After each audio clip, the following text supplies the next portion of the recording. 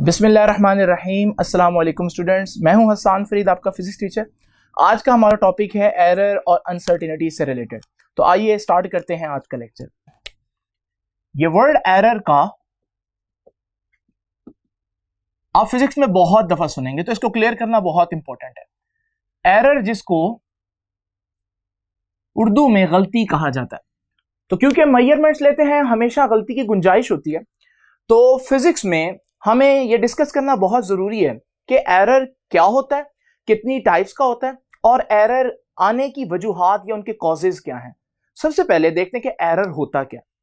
For example, मैं किसी भी इंस्ट्रूमेंट से, बहुत प्रिसाइज इंस्ट्रूमेंट से वेट करता हूं, तो वो बताता है कि वेट आ रहा है 80.00 kg, यानी कि एग्जैक्ट 80 kg।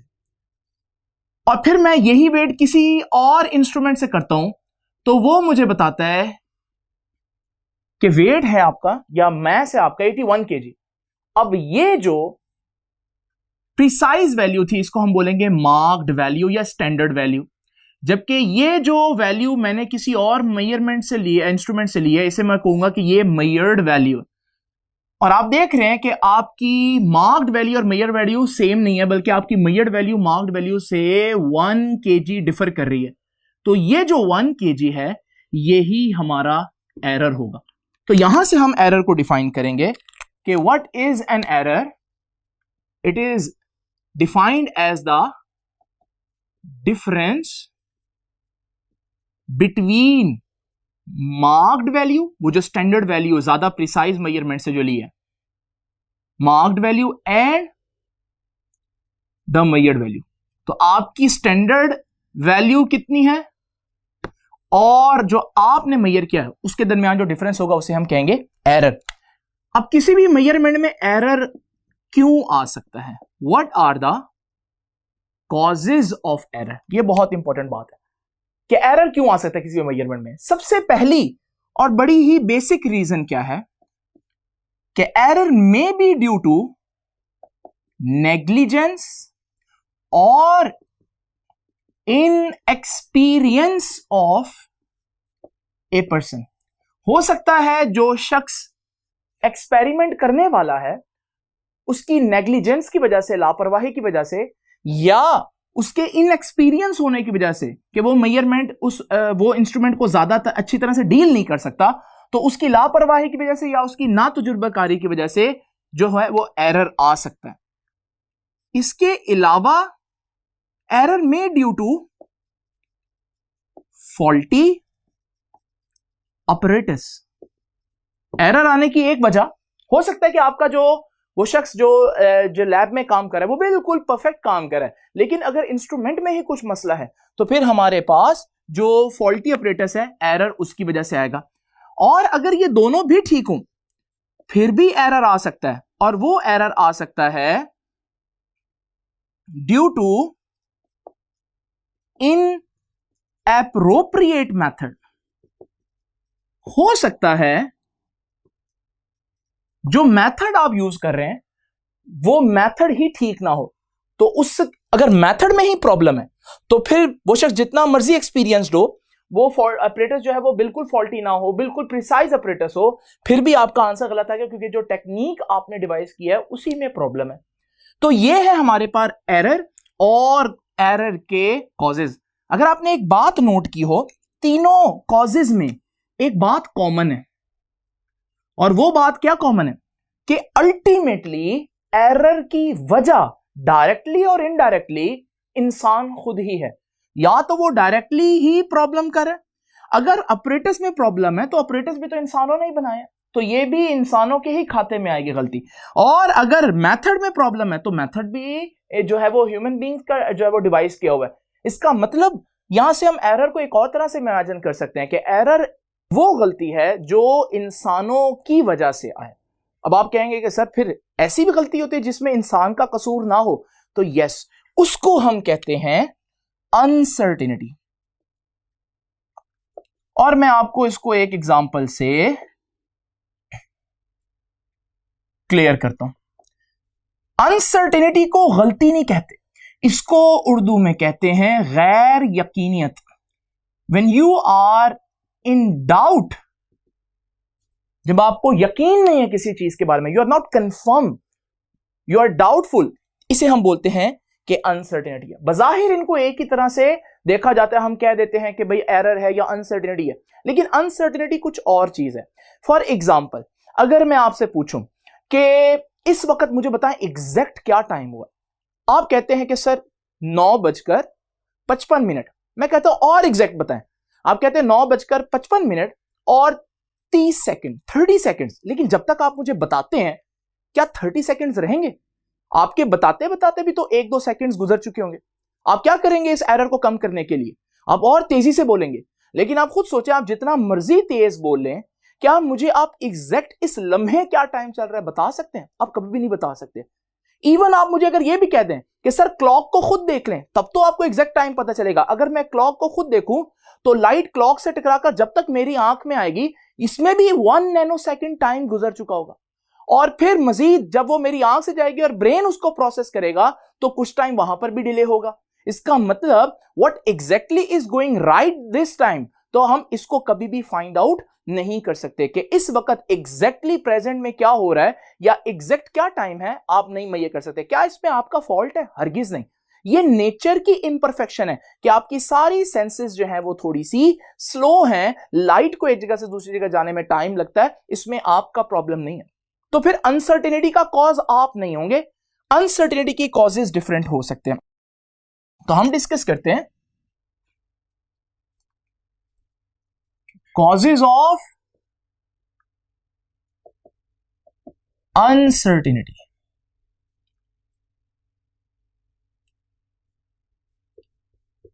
पहला कॉज है uncertainty may be due to limitation of an instrument. आइए इसको समझते हैं। इमेजिन करें कि मेरे पास एक स्केल है और मैं इस स्केल पे एक पेंसिल की मेजरमेंट लेना चाहता हूं। मैं ये पेंसिल उसके सामने रखता हूं और मैं देखता हूं कि इसकी लेंथ कितनी है। आप देख रहे हैं कि हमारे पास इंस्ट्रूमेंट के ऊपर एक रीडिंग 7.4 है और एक 7.5 है। अब 7.4 और 7.5 के दरमियान में गैप है। अब यहां पर अगर मैं आपसे पूछूं कि मुझे रीडिंग बताएं, आंसर बताएं, आप या तो 7.4 कह सकते हैं, 7.5 कह सकते हैं, दरमियान का तो आपको मालूम ही नहीं, because there is no reading between 7.4 and 7.5। अब आप मुझे अगर 7.4 बताएं तब भी आपकी इंस्ट्रूमेंट में आपकी मेजरमेंट में थोड़ा सा इशू है, और अगर आप 7.5 बताएं तब भी इशू है। क्या ये इशू आपकी वजह से? हरगिज नहीं, ये इंस्ट्रूमेंट की लिमिटेशन है। हाँ, मैं इसको इंप्रूव कर सकता हूं, बिल्कुल कर सकता हूं। अगर मैं 7.4 और 7.5 के दरमियान में भी रीडिंग्स कर दूं, दरमियान में भी मजीद डिवीजन्स कर दूं, अब आप 7.4 को चेक करने के बाद आप मजीद ये देख सकते हैं कि 7.4 से आगे 4 स्मॉल रीडिंग्स हैं, तो आप कहेंगे कि सर ये 7.44 है। अब आप 2 डेसिमल्स बता रहे हैं, लेकिन क्या अब ये एग्जैक्ट 7.44 है? तो नहीं।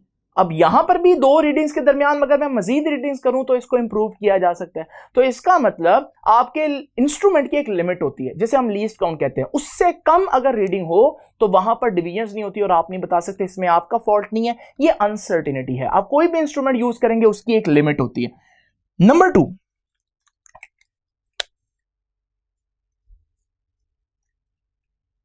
imperfection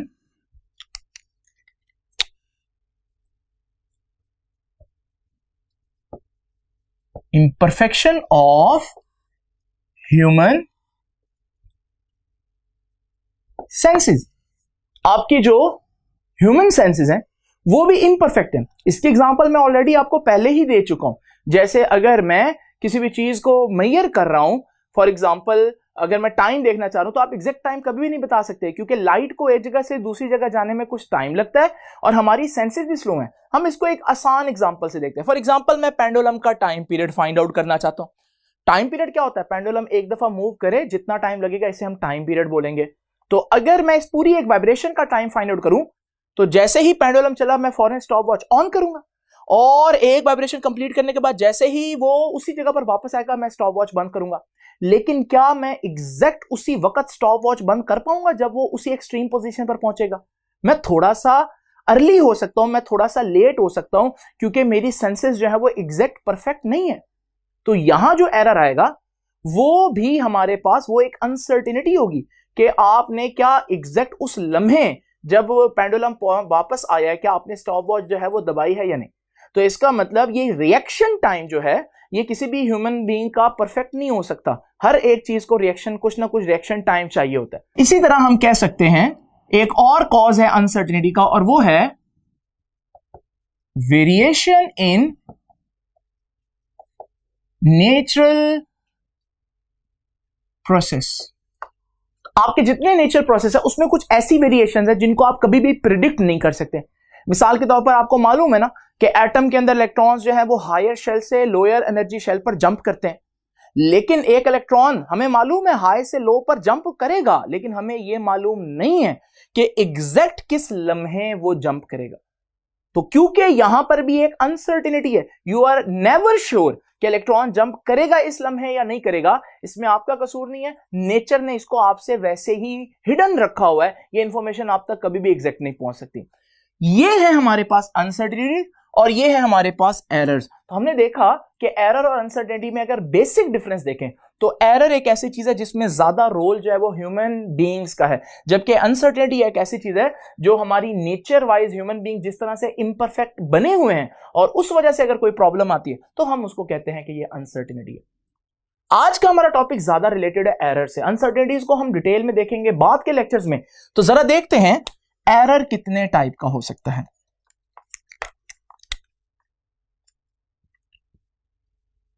तो टाइप्स ऑफ एरर, जिन दो टाइप्स का जिक्र आपकी बुक ने किया उनमें एक है रैंडम एरर और एक है सिस्टमैटिक एरर। इन दोनों का मतलब क्या अभी हम डिटेल में डिस्कस करते हैं। तो सबसे पहले हम डिस्कस करते हैं कि व्हाट इज रैंडम एरर। यह बहुत इंपॉर्टेंट शॉर्ट क्वेश्चन है, तो याद रखिएगा जब भी आपको रैंडम एरर का शॉर्ट क्वेश्चन आए तो आपको तीन चीजें मेंशन करनी है। व्हाट इज रैंडम एरर, के होता क्या है। Number 2, what is the cause of random error. Number 3, how can we minimize और reduce this kind of error. इस तरह के एरर को कम करने के लिए क्या लाहे अमल होना चाहिए, क्या तरीका कार होना चाहिए।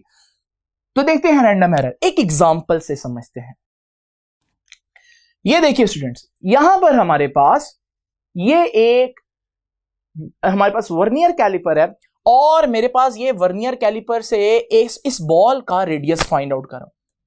अब इमेजिन करें, क्योंकि मुझे मालूम है कि मैं इस वर्नियर कैलिपर के जॉज में जब इस बॉल को रखूंगा तो फिर मेरे पास जो रीडिंग आएगी वो इसका डायामीटर आ जाएगा। अब मैं इसका डायामीटर फाइंड आउट करना चाह रहा हूं।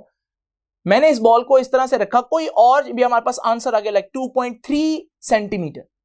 अब इमेजिन करें कोई और शख्स इसी इंस्ट्रूमेंट को और इसी बॉल को यूज करते हुए डायामीटर इसका फाइंड आउट करता है। हो सकता है वो जॉज को बंद करते हुए थोड़ा सा ज्यादा प्रेस कर दे। अगर वो ऐसा कर देगा तो जब वो इसका आंसर निकालेगा तो हो सकता है आंसर अब पहले से कम आए 2.2 सेंटीमीटर। और अगर कोई और शख्स हो वो इसको प्रेस कर दे तो हमारे पास, और ज्यादा प्रेस कर दे तो हमारे पास 2.1 सेंटीमीटर आ जाएगा। इसका मतलब एक ही इंस्ट्रूमेंट है, एक ही कंडीशन है, एक ही हमारे पास चीज है जिसकी मेजरमेंट ली जा रही है, मगर हमारे पास डिफरेंट आंसर्स आ रहे हैं। ये एक ऐसा एरर है जिसे हम बोलते हैं random error. But why we are calling it a random error?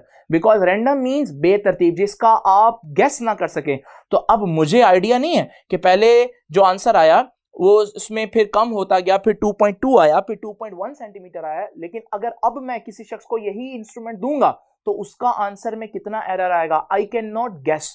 इसे बोलते हैं कि ये रैंडम एरर है। तो what is random error? Random error is said to occur, कहा जाता है कि रैंडम एरर तब होगा when repeated measurement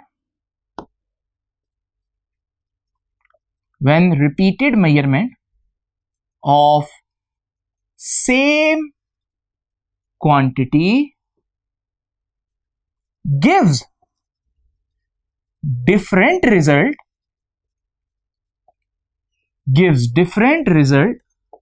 under same condition. Same condition है, सेम इंस्ट्रूमेंट है, और फिर भी आपके पास कैसे रिजल्ट्स आए? डिफरेंट रिजल्ट आए। तो फिर आप कहेंगे ये कैसा एरर है? रैंडम एरर है। अब रैंडम एरर का कॉज, जैसे कि मैंने आपको बताया, 2-3 चीजें हमने डिस्कस करनी है। तो अब जरा देखते हैं कि रैंडम एरर का कॉज क्या होगा, वजह क्या होगी। रैंडम एरर की कोई भी वजह हो सकती है।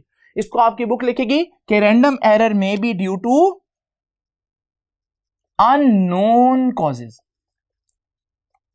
मिसाल के तौर पर मैं रेजिस्टेंस मेजर कर रहा हूं, और मैं रेजिस्टेंस मेजर करने के लिए सुबह आकर उसी रेजिस्टर की रेजिस्टेंस मेजर करता हूं तो 2 ओम होती है।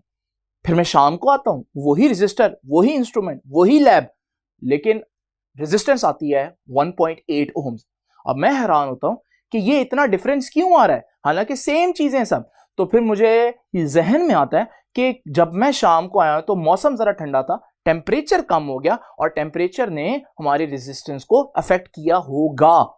Like I am not sure, that is why I will say कि this the cause of a random error is an unknown cause, you can not predict it. आप एग्जैक्ट नहीं बता सकते कि किस चीज ने मेरी मेजरमेंट को खराब किया है, लेकिन आप गेस कर सकते हैं, जैसे कि मैंने बताया कि टेम्परेचर का इफेक्ट हो सकता है, लेकिन it could be any other effect also. It could be due to humidity, ये नमी, हवा में नमी की वजह से हो सकता है, प्रेशर की वजह से हो सकता है। तो ये है हमारे पास रैंडम एरर के cause. Now last but not the least, very important thing, how to minimise random error. मैं इसको बोलता हूं reduction of random error. Reduction of random error, इसको हम ये कहते हैं रेमेडी ऑफ रैंडम एरर। कि रैंडम एरर आ जाए तो रेमेडी, यानी उसका इलाज क्या है, जरा देखते हैं। पहले तो वही एग्जांपल वर्नियर कैलिपर वाली लेते हैं। आप मेजरमेंट ले रहे हैं वर्नियर कैलिपर से, कभी मेजरमेंट आई 2.2 सेंटीमीटर, फिर मेजरमेंट आई 2.1 सेंटीमीटर, फिर मेजरमेंट आई 2.0 सेंटीमीटर, और इस तरह से बहुत सी मेजरमेंट आई। मैं सिर्फ एज एन एग्जांपल 3 मेजरमेंट्स यहां पर लिखता हूं। जरा इमेजिन करें इन तीनों में से कोई एक सही है। अब हमें नहीं मालूम, क्योंकि यही तो एरर है। सपोज कीजिए अगर मैं 2.2 को सिलेक्ट कर लेता हूं और असल मेजरमेंट थी 2.0, तो मैंने कितनी गलती कर दी इस सिलेक्शन में? 0.2 की, क्योंकि मैंने 2.2 सिलेक्ट किया और ये 2.0 था। और अगर मैं 2.0 सिलेक्ट करता हूं और असल में वो 2.2 है, तब भी मैंने 0.2 की मिस्टेक की। आप मुझे बताएं, अगर आप अपने एरर को कम करना चाहते हैं, एक्सपेक्टेड एरर को कम करना चाहते हैं, तो आप कौन सी मेजरमेंट चूज करेंगे? आप में से अगर बच्चे ये समझते हैं कि मैं 2.1 सेलेक्ट करूंगा, तो वो बिल्कुल सही करेंगे, क्योंकि अगर वो 2.1 सेलेक्ट करते हैं और आंसर भी असल में 2.1 है, तो उनका तो एरर आया ही नहीं। अगर वो 2.1 सेलेक्ट करते हैं और असल में 2.2 था, तो कितना वो दूर गया असल वैल्यू से? सिर्फ 0.1। और अगर ये वैल्यू सही है और उन्होंने ये चूज कर लिया, तब भी 0.1 का डिफरेंस है। तो वहां पर अगर मैं एक्सट्रीम वैल्यू सिलेक्ट करूं तो मेरा एरर बढ़ सकता है, लेकिन अगर मैं बिल्कुल मिड वाली वैल्यू, जिसे हम कहते हैं एवरेज वैल्यू, सेलेक्ट करूं, तो क्योंकि मैं बिल्कुल दरमियान में हूंगा, तो ना इधर से एरर ज्यादा बनेगा ना इधर से एरर ज्यादा बनेगा।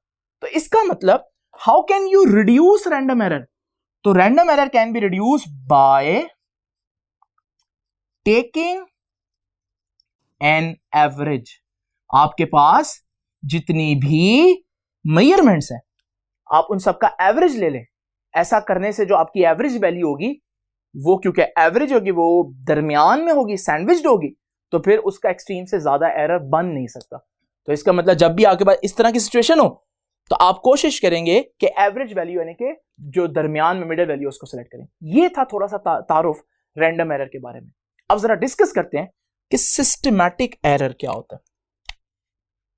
सिस्टमैटिक एरर के बारे में भी हम 3 ही बातें पढ़ेंगे। Now, what is systematic error? Random means बेतरतीब. You cannot guess it. But systematic जैसे वर्ड निकल रहा है सिस्टम से, there must be a system in this error, यानी कि एरर तो है लेकिन इस एरर के पीछे भी एक सिस्टम है, एक तरीका एक कार है, और आप इसको गेस भी कर सकते हैं कि अब के एरर कितना आएगा। ये कैसे हो सकता है, जरा इमेजिन करें। मेरे पास फिर से एक स्केल है, इस स्केल में अगर आप देखें गौर से, क्या आपको कुछ मसला नजर आ रहा है? इस स्केल में एक रीडिंग मिस है, तो 3 के बाद 4 नहीं है बल्कि 5 है।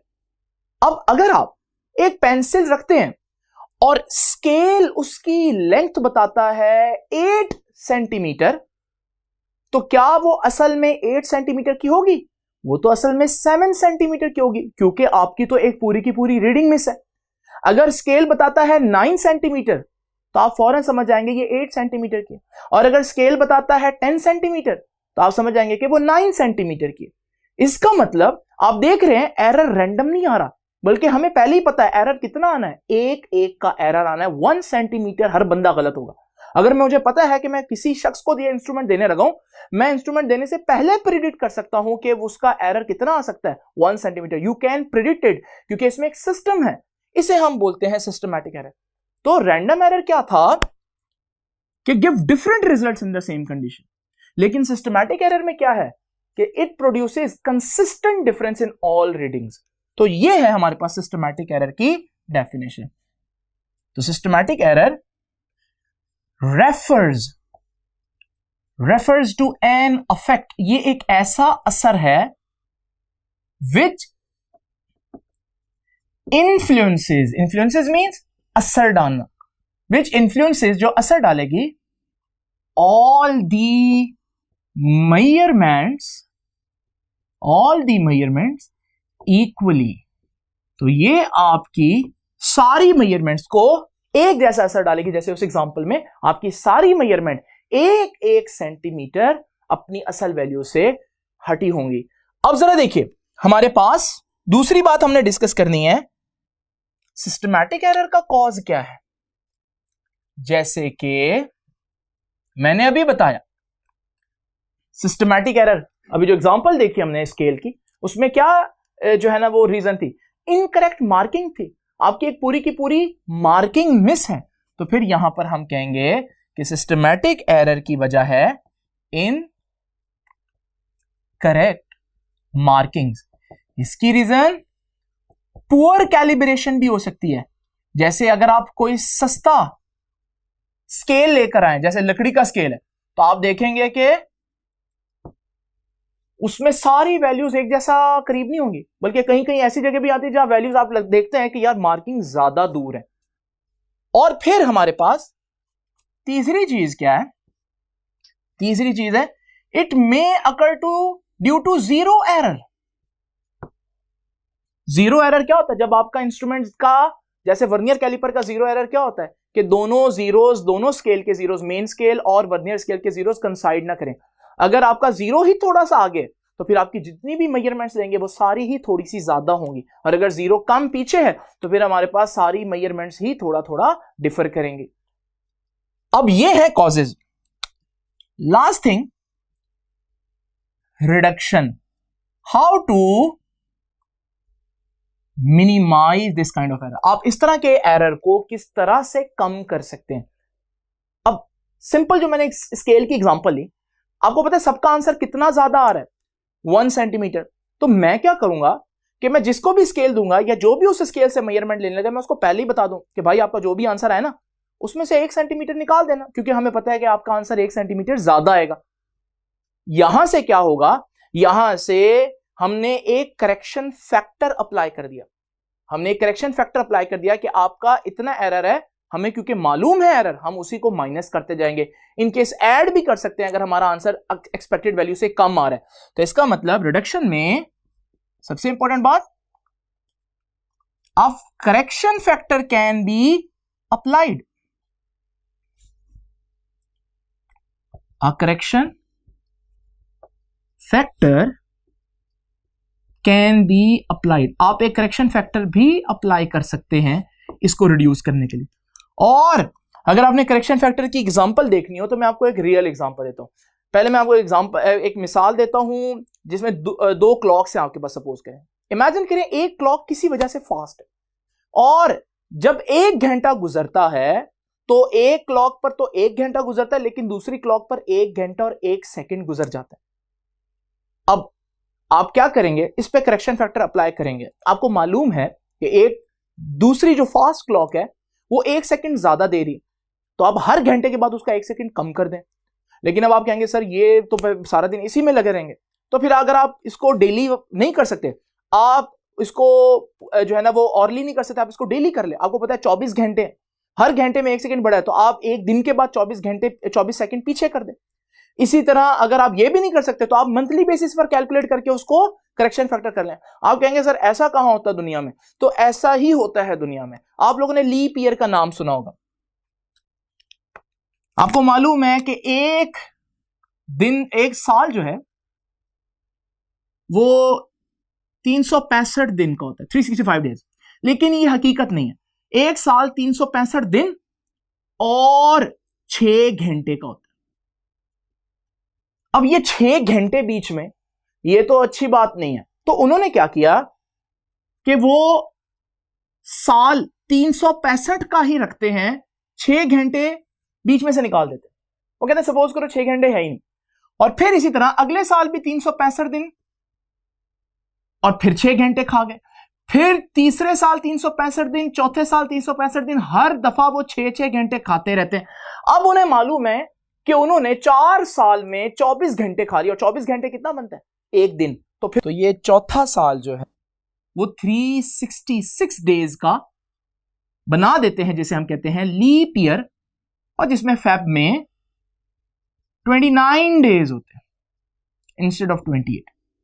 सो what they are doing, scientist are applying a correction factor. तो अब करेक्शन फैक्टर अप्लाई किया जा सकता है, और लास्ट जो हमारे पास रेमेडी है वो ये है कि वी कैन कंपेयर इंस्ट्रूमेंट